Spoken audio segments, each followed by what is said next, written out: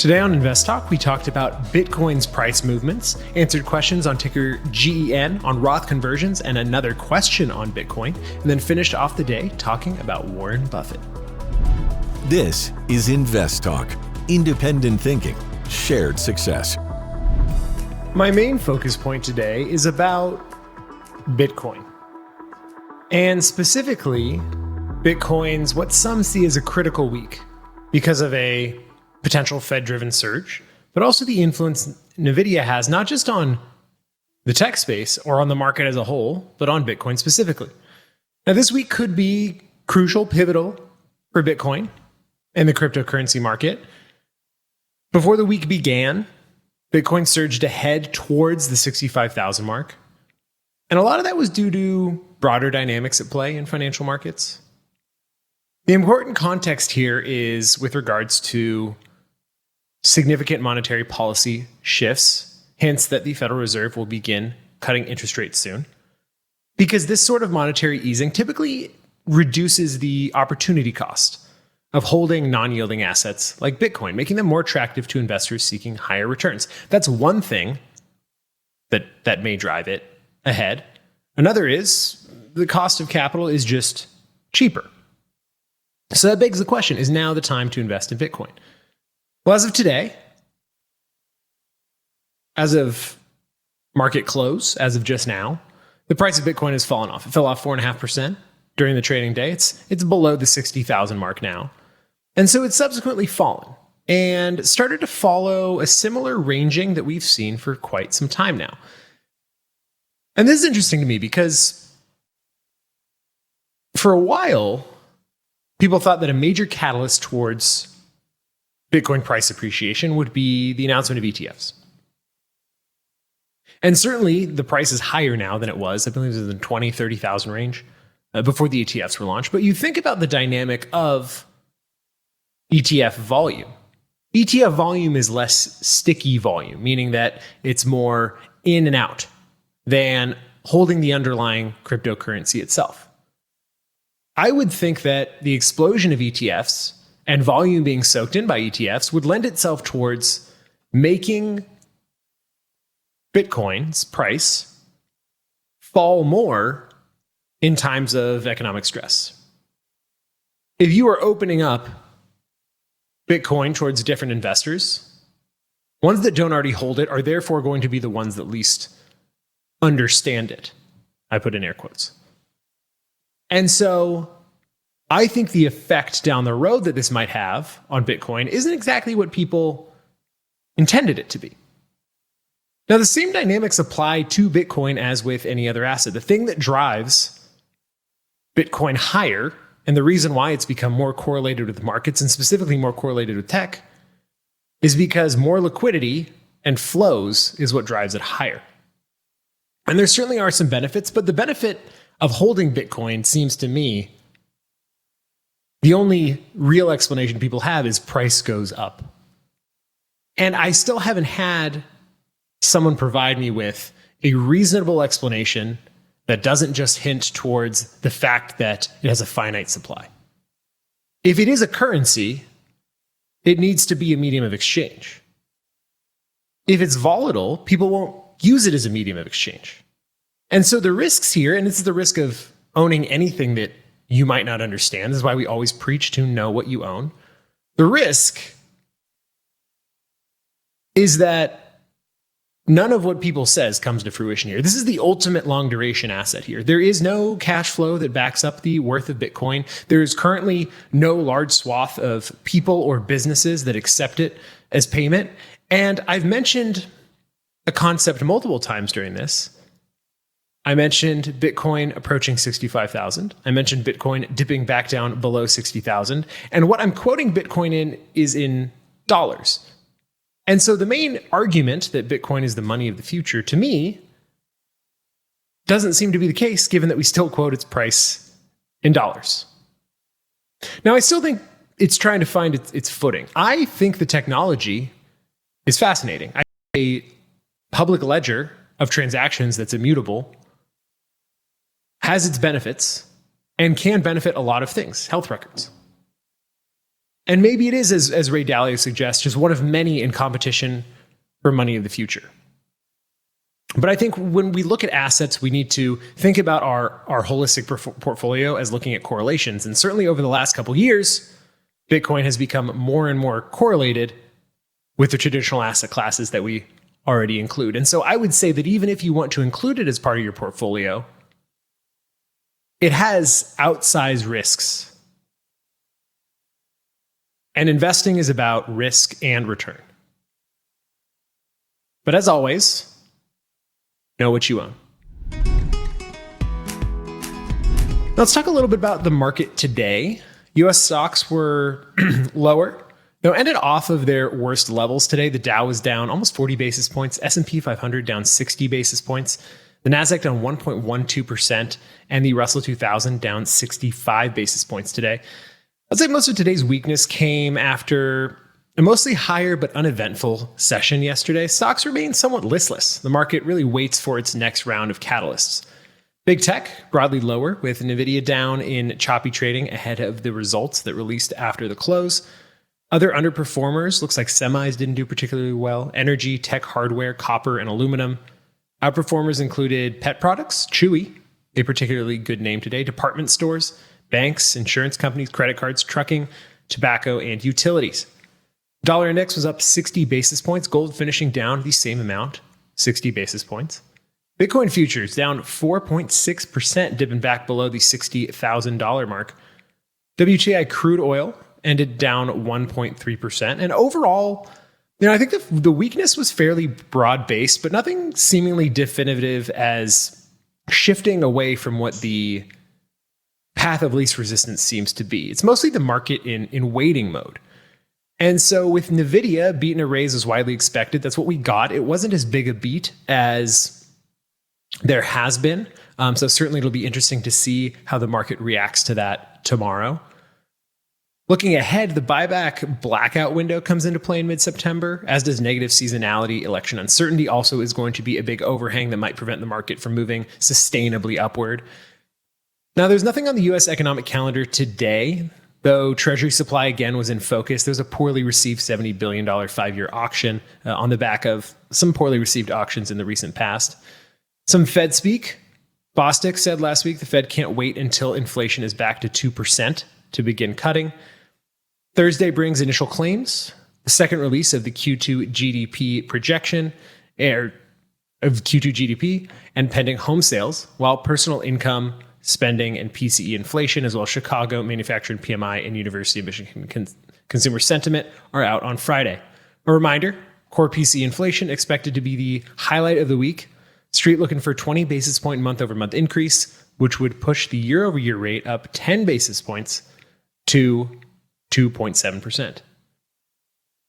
Another thing to look out for the rest of the week, several other high-profile tech reporters, Dell, CRM, CrowdStrike on tap over the next couple of days. While I think the big highlight, aside from PCE, is going to be the employment report next week. That'll probably be the key input that looks at whether or not we'll see a 25 or a 50 basis point rate cut in September.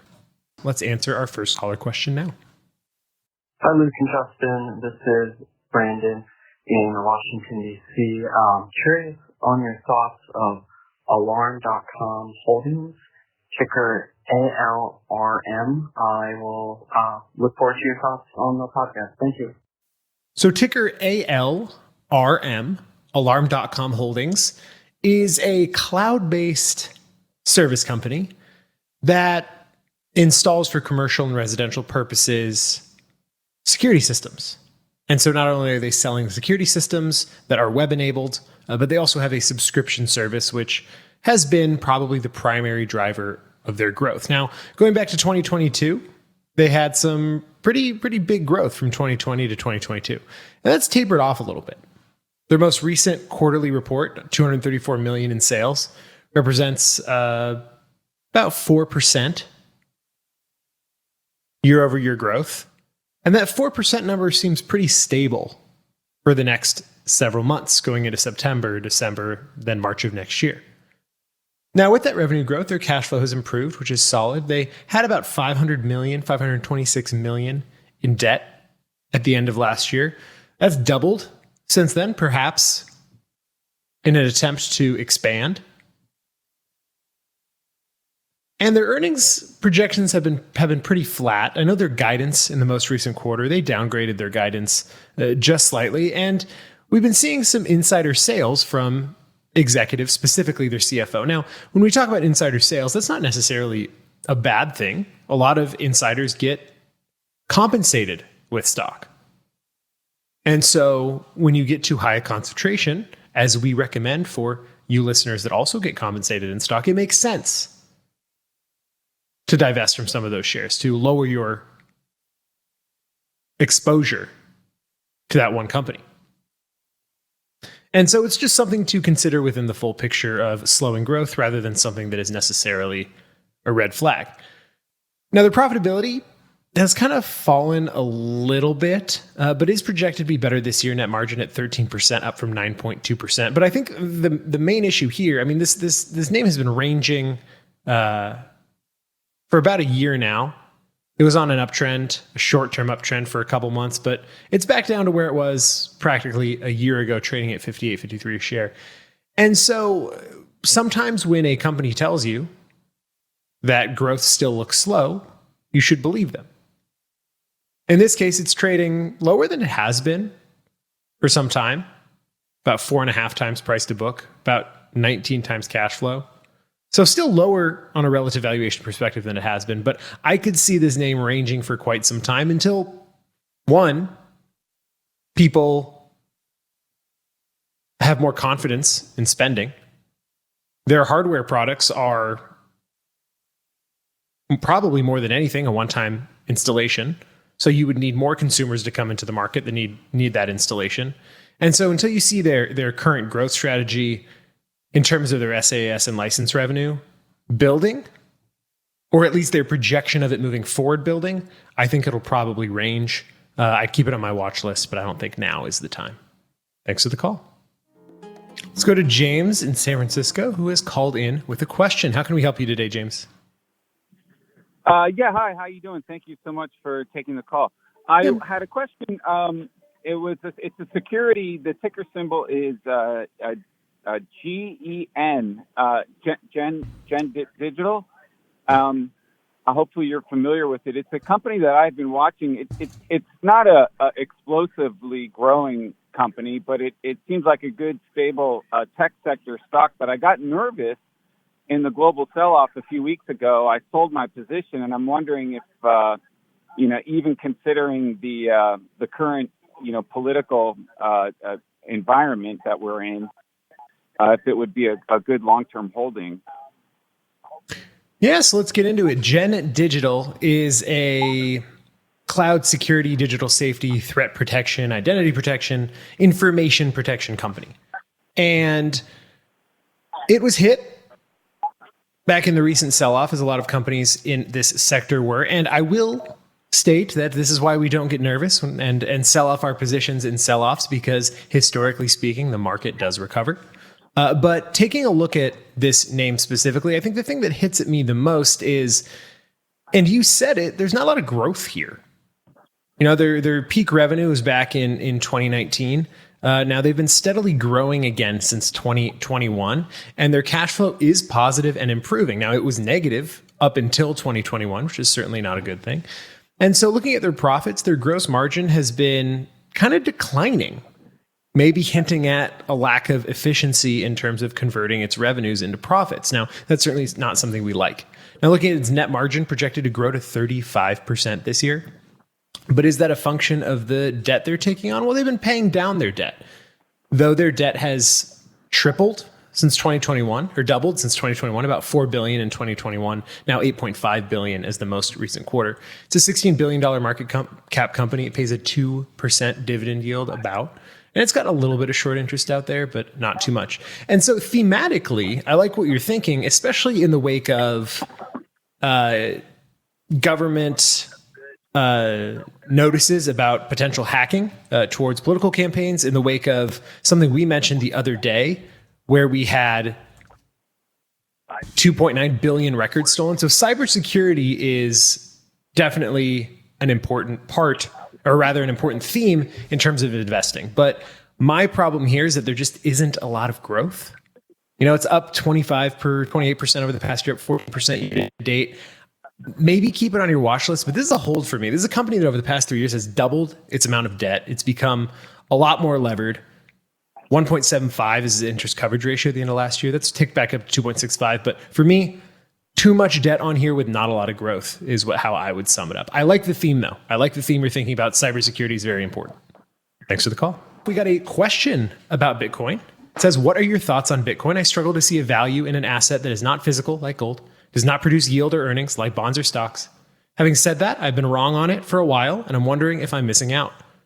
I'm wondering, how do you value assets like that, and is it even worth doing?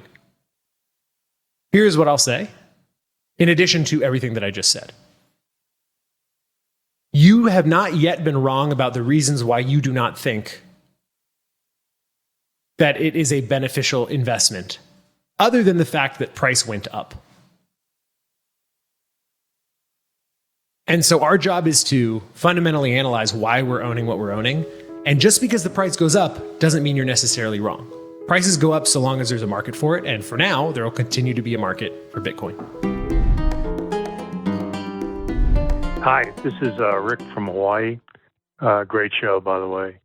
Hey, I'm trying to decide on a better strategy for this year between selling a stock I own that has become a large part of my portfolio or converting an equal dollar amount of my regular 401k to my Roth IRA.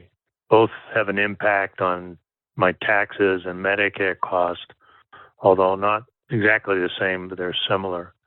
So I was just seeing if you had thoughts or recommendations on this decisions and how I should weigh them.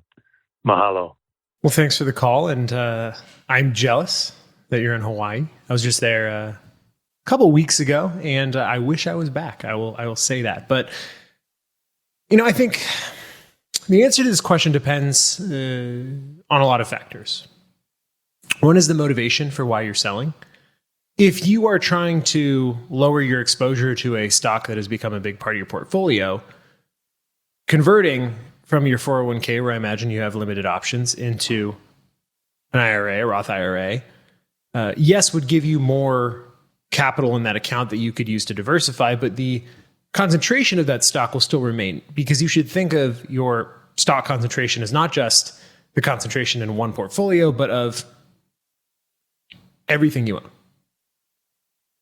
Now, that could be why you asked. I don't think it is. It sounds to me like you were just deciding whether or not, or rather, you need liquidity, you need money. How should you get it?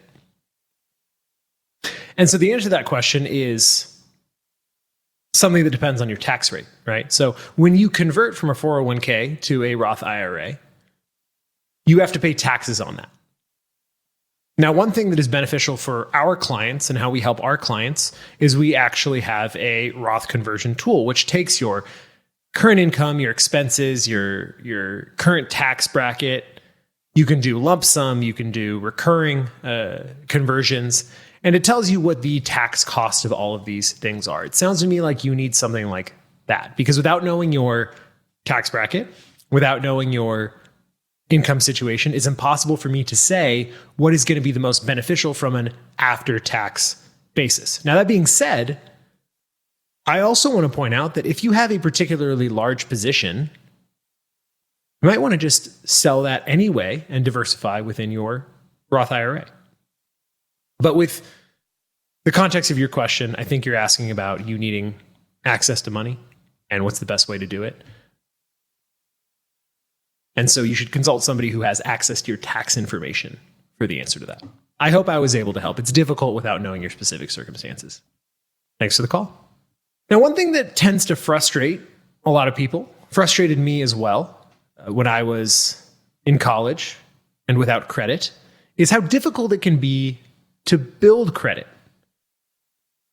As an aside, I decided to build credit by getting an Amazon credit card and buying a drone and paying that off. That was the first purchase I ever made. I still have the drone. Took some great photographs. But anyway, so in order to help, fintechs are trying to revolutionize credit scoring with products like what they call credit builder cards. And what that does is it aims to circumvent the traditional credit paradigms. And how does it do that? Well, it allows customers to deposit funds and have their transactions reported as credit activity.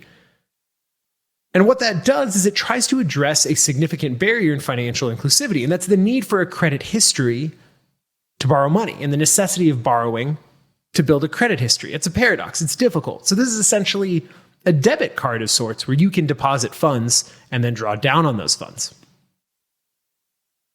Now, credit builder cards such as those offered by Chime and Credit Sesame are designed to report only positive data, enhancing their appeal. These products do not require traditional credit checks and structurally minimize the risks of delinquency, thus promoting a more inclusive credit system.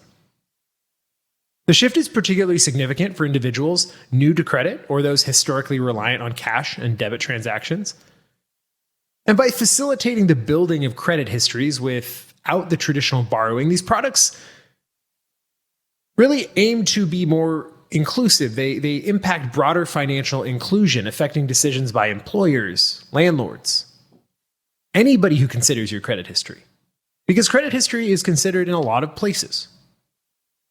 Now, traditional banks' slow adoption of these fintech innovations and, frankly, mixed responses from credit reporting agencies show that there's a bit of a divide and a hurdle towards making these more accessible and usable. Experian sees these products as beneficial, enhancing the accuracy of credit reporting. TransUnion, though, remains cautious. And that cautiousness reflects the broader hesitancy about integrating these new tools into what has been for quite some time an established credit scoring system.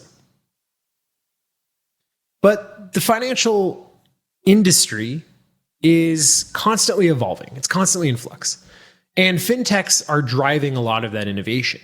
And specifically here, that innovation is refocusing an ongoing debate about how to measure, report credit activity, and the tensions between innovation and traditional financial services, not just within credit, but broadly. And so the impact of these new tools on consumers, on financial behavior, and opportunities could, in a good way, in my opinion, redefine consumer financial health and make credit more accessible for everybody. Well, we played a question from a listener in Hawaii. Let's go the other direction and go over to the United Kingdom. This is Josh calling from the UK. Had a quick question on ticker symbol CX, company Cemex. This is a company I've owned for quite a while, and it seems like it's kind of pulled back to maybe a little area of support here. And I was wondering if you thought this would maybe be kind of a good area to pick this up. I appreciate it. Thanks. So Cemex, excuse me, ticker CX, is a company that supplies construction materials and services. Now, taking a look at this company, they are mid-cap, $9 billion market cap company, and they've been down 22% year to date, 27% over the past 52 weeks. Now, even with that, sales have grown pretty substantially from $15.5 billion in 2022 to $17 billion in 2023.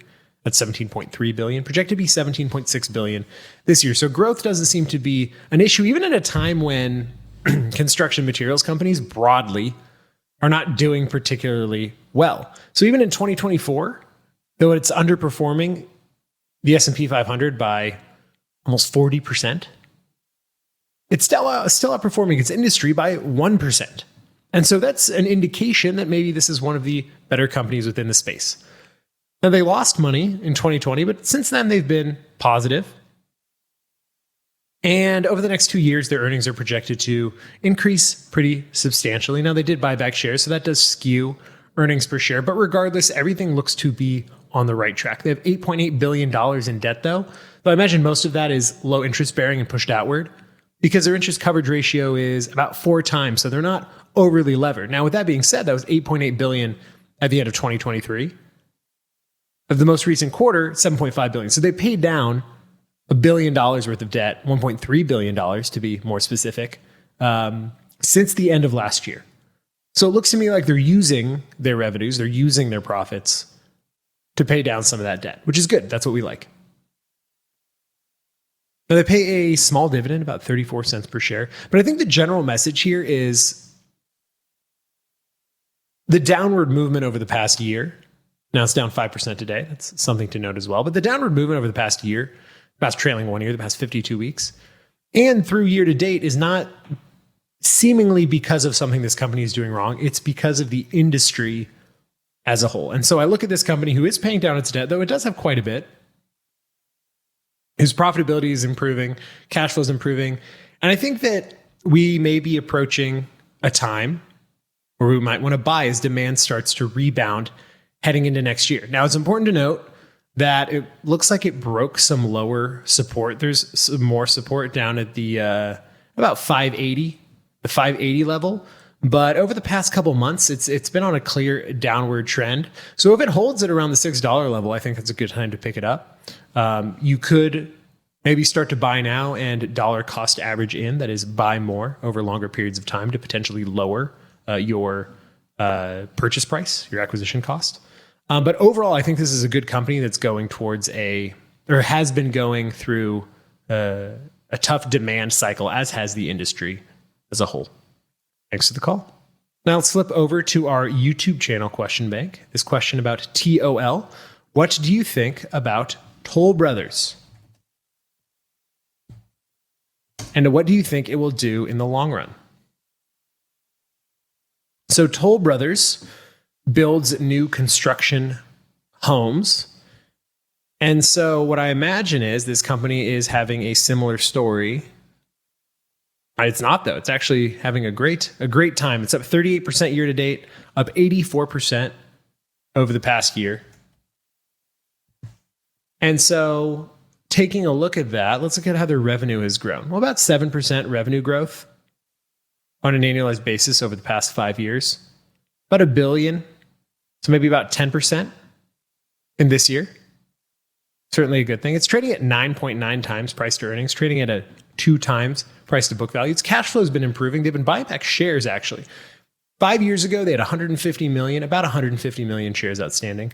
Now they have about 100 million shares outstanding. That's a pretty significant share repurchase program. Now they pay a 64 basis point dividend yield. And so in terms of dividend per share, it's been growing pretty substantially. It's actually doubled in the past 5 years. The reason being, though, I just told you they bought back a bunch of shares. So that's going to be an artificially inflated increase in dividends per share. Now, their asset base hasn't grown that much. That's fine. Their gross margin has increased, meaning that they've become more efficient in converting growing revenues, and their net margin looks to be improving as well. So when I look at this, I see a company that has been growing actually double the company that we just looked at. They've been outperforming their industry by 13%. They've grown faster than the overall large cap index as well. And they're not too large. They're kind of in the sweet spot. They're about a $14 billion market cap company with not much debt, about $3 billion in debt. And so with their earnings upgrade, their debt being paid down a little bit over the last quarter, everything looks to be headed in the right direction, and they buy back shares. Also thinking politically about potential for the next administration to want to deal with housing prices by building more homes. I think thematically and financially, this company makes sense. Thanks for watching. Let's talk a little bit about Warren Buffett, a man who I'm sure you've heard of. And his company, Berkshire Hathaway, reached the $1 trillion market cap mark, which is a pretty significant milestone because he's the first non-tech company to do so. Now, this achievement underscores a couple things: the diversity and resilience of Berkshire's investment portfolio, which spans critical sectors of the American economy. It includes railways, insurance, energy. Despite a generally cautious market approach this year, Buffett divested from several stock positions, notably, and boosted cash reserves. Berkshire's seen its stock value surge nearly 30% since January, substantially outperforming the S&P 500. Now, this performance is, I would say, particularly noteworthy, given Buffett's strategic adjustment in response to market conditions he perceives as overheated. He actually reduced the stock buyback. He signaled his belief that shares might be a little bit overvalued in doing so, aligning with his long-held principle of capital preservation. You have to remember one of his investing mantras is one we should all live by, which is don't lose money. Now, this cautious strategy, I would say, not only reflects Buffett's assessment of overall market valuations, but also positions Berkshire to take advantage of potential market downturns with that increased liquidity. Remember, we talked about this, I think it was yesterday, about emergency funds, why emergency funds are good. Because emergency funds allow you to focus within your investment portfolio on investing. And having access to funds in economic downturns can be incredibly beneficial.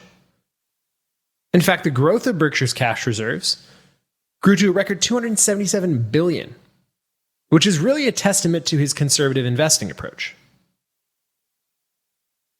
You also juxtapose that against a landscape where many companies and investment entities are now facing liquidity crises based on market pressures, a lot of private funds that have to divest from assets quickly, a lot of people that bought commercial properties that are not now worth as much. Berkshire's robust cash positions provided that protective buffer while also enabling strategic flexibility and stability. The prudence that he exhibits is important at all times, but particularly crucial in times of economic uncertainty. Cash reserves can provide, as I said, both security and opportunity for advantageous acquisitions or investments. Overall, I think Berkshire Hathaway's $1 trillion valuation not only highlights its significant impact on an integration with the American economy, but also illustrates a well-executed balance, a balance of conservative strategy while taking advantage of opportunistic growth. And as the company transitions into new leadership, I think not only its next leader, but also all of us can take a lesson from the man who's been at the helm. Hey, Luke, Bill from Philadelphia here, calling about JD.com, ticker symbol JD. It took a big stumble the other week when Walmart pulled its investing, I think, or sold some shares or whatever, about $3.7 billion. And the stock took a big tumble and dropped quite significantly. Technically, it seems pretty sound, and I'm thinking it's a bit undervalued at this level. Wanted to get your thoughts, see if you think it's a buy or not. I know it's a Chinese stock, so that's always a bit risky, but I wanted to, get your opinions on it. Thank you so much and love what you guys do. So JD.com is a e-commerce company. And they sell all sorts of products, electronics products, clothes. It's e-commerce. Now, if you take a look at how the stock has performed over the past couple of years, you'll notice that the stumble in the wake of Walmart removing its investment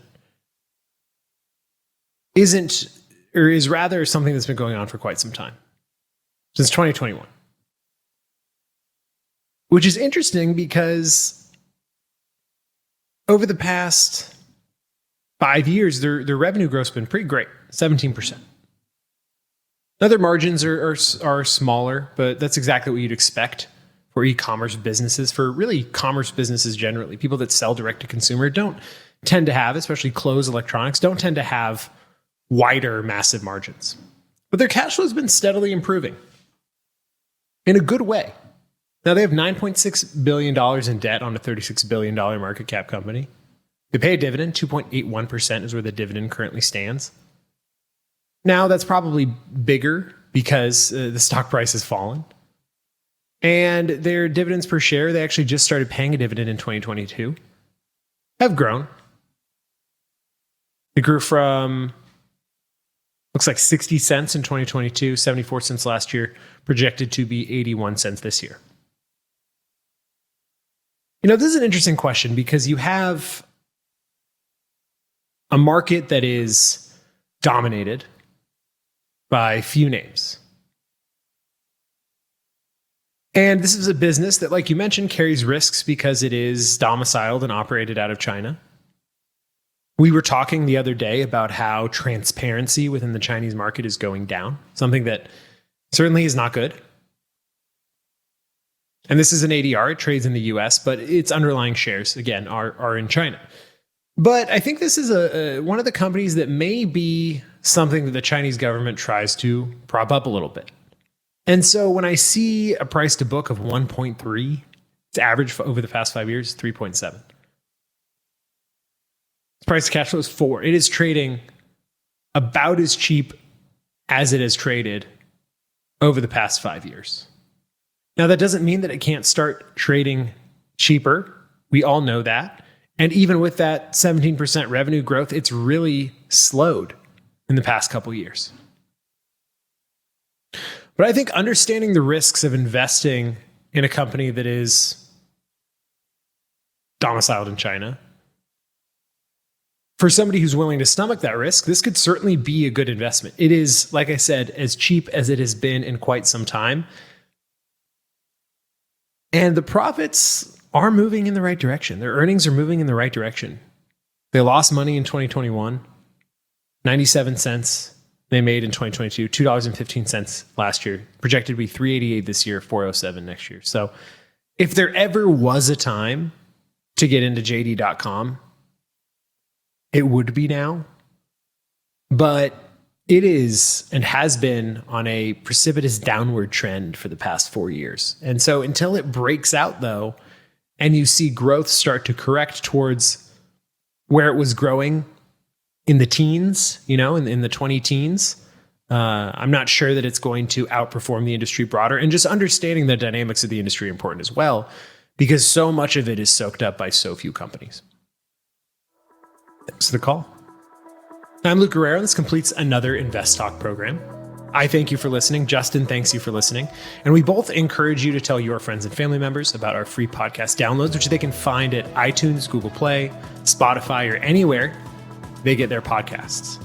Be sure, if you get us on iTunes, though, to leave us a rate and review. We really do appreciate that. And if you're interested, you can check out our videos on our InvestTalk YouTube channel. That's InvestTalk with 2 T's.